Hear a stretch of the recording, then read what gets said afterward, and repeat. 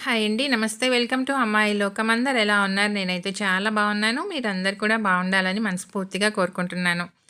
ఇవాళ మన రెసిపీ వచ్చేసి జ్యూసీగా చాలా టేస్టీగా ఉండే ఒక మంచి స్వీట్ రెసిపీ. ఎలా చేయాలో చూద్దాం. స్కిప్ చేయకుండా చూడండి.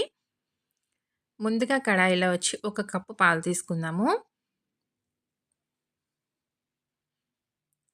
ఇలా పొంగొచ్చేంత వరకు కాగబెట్టుకుందామండి. కాగిన తర్వాత ఒక టేబుల్ స్పూన్ డెసికేటెడ్ కోకోనట్ వేసుకుందాము. ఎండు కొబ్బరి పొడి. ఇది లేదనుకోండి మామూలు ఎండు కొబ్బరి ఉన్నా గాని మిక్సీ పట్టుకొని కూడా వేసుకోవచ్చు.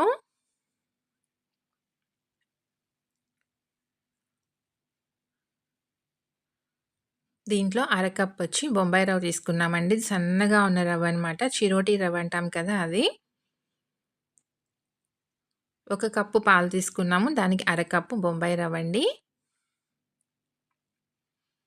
ఇప్పుడు ఈ రవ్వ వేసేసుకొని దీన్ని లో ఫ్లేమ్‌లో పెట్టుకుందాము రవ్వ వేసుకోగానే. కలుపుకుంటూ ఉండాలండి. ఉండలేమి లేకుండాను.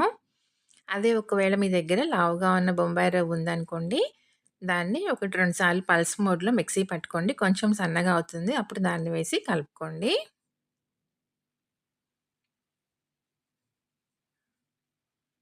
ఇది చాలా సన్నగా ఉంటుంది కాబట్టి ఇంక దీన్ని మిక్సీ పట్టాల్సిన అవసరం లేదు. ఒక టీ స్పూన్ నెయ్యి వేసుకుందామండి. వేసి మొత్తం మంచిగా కలుపుకుందాము.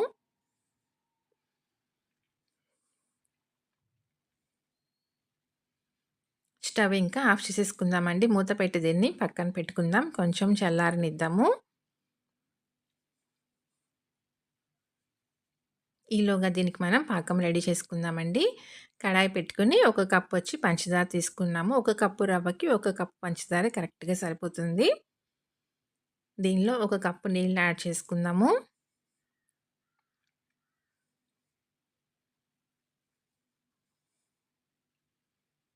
మనకి పాకం ఏమీ రావాల్సిన అవసరం లేదండి. ఒక 2 యాలక్కాయలని దంచి వేసుకుందాం. టేస్ట్ చాలా బావుంటుంది. మంచి ఫ్లేవర్‌గా ఉంటుంది. మీ దగ్గర యాలకుల పొడి ఉన్నా కూడా యూజ్ చేసుకోవచ్చండి. ఇలా మనకి కొంచెం చిక్కబడితే సరిపోతుందనమాట. చూడండి చేత్తో ఇలా అన్నప్పుడు చూసారు కదా! ఇలా ఉంటే మనకి సరిపోతుందనమాట థిక్‌నెస్. ఇప్పుడు దీన్ని పక్కన పెట్టేసుకుందాము. రవ్వ మనకి ఆరిందండి. కొంచెం వేడిగా ఉందనమాట. మరీ పూర్తిగా ఆరిపోకుండా కొంచెం వేడిగా ఉండగానే కలుపుకుందాం దీన్ని. ప్లేట్‌లోకి మార్చుకుందాము.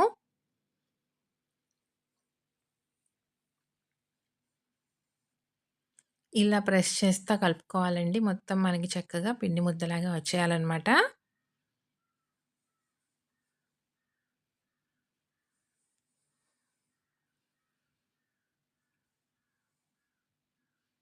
చూసారు కదా! ఎక్కడ రవ్వనేదే మనకి కనపడట్లేదు. చాలా సాఫ్ట్‌గా ఉందండి. సన్న రవ్వ యూజ్ చేసుకోవటం వల్ల ఇది చక్కగా స్మూత్‌గా వచ్చేస్తుందనమాట. అదే లావు రవ్వ ఉందనుకోండి దాన్ని మిక్సీలో పల్స్ మోడ్‌లో గ్రైండ్ చేసుకొని దాన్ని కలుపుకోండి.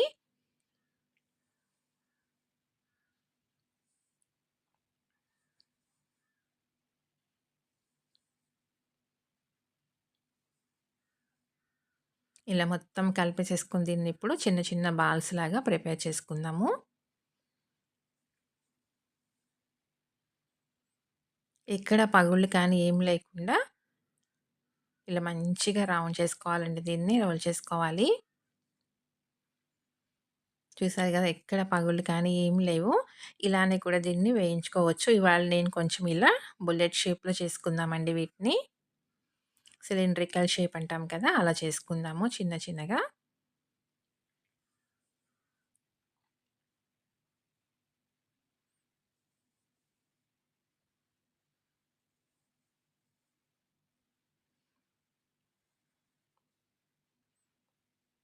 అంతేనండి. అన్నీ ఇలానే రెడీ చేసుకొని తీసుకుందాం.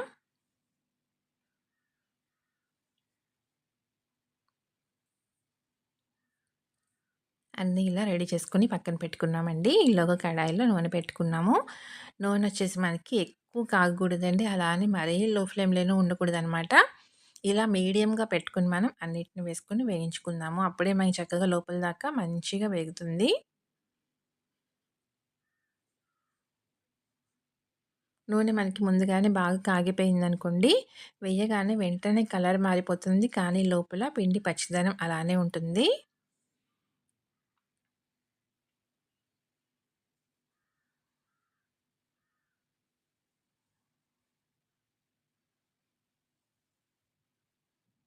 ఇలా కలుపుకుంటూ వేయించుకున్నామనుకోండి, అన్ని పక్కల మనకి ఒకే రకంగా వేగుతుందండి.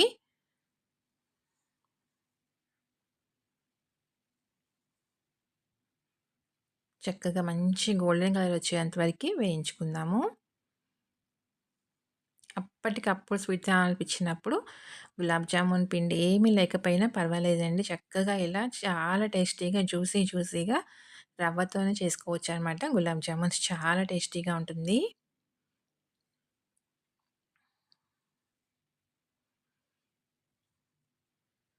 సడెన్‌గా ఇంటికి గెస్ట్‌లొచ్చారనుకోండి, ఇలా ట్రై చేసి చూడండి. చాలా సింపుల్‌గా అయిపోతుంది. టేస్ట్ కూడా చాలా బావుంటుంది.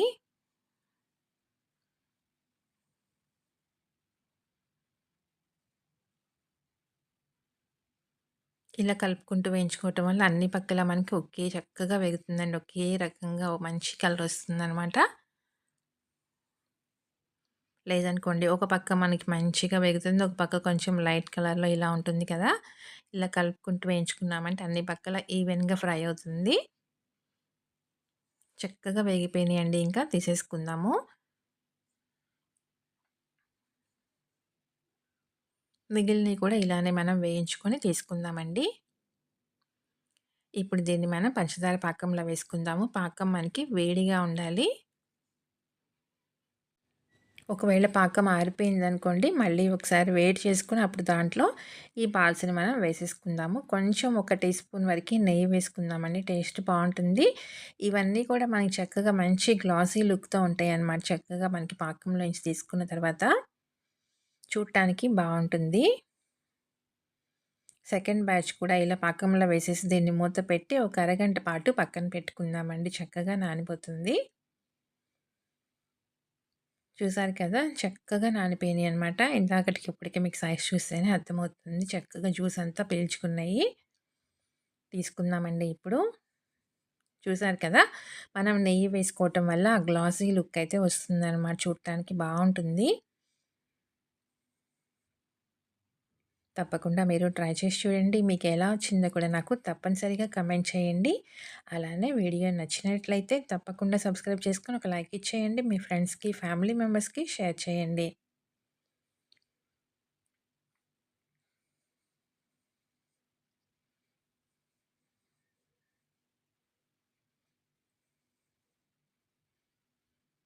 టేస్ట్ అయితే చాలా అంటే చాలా బావుందండి.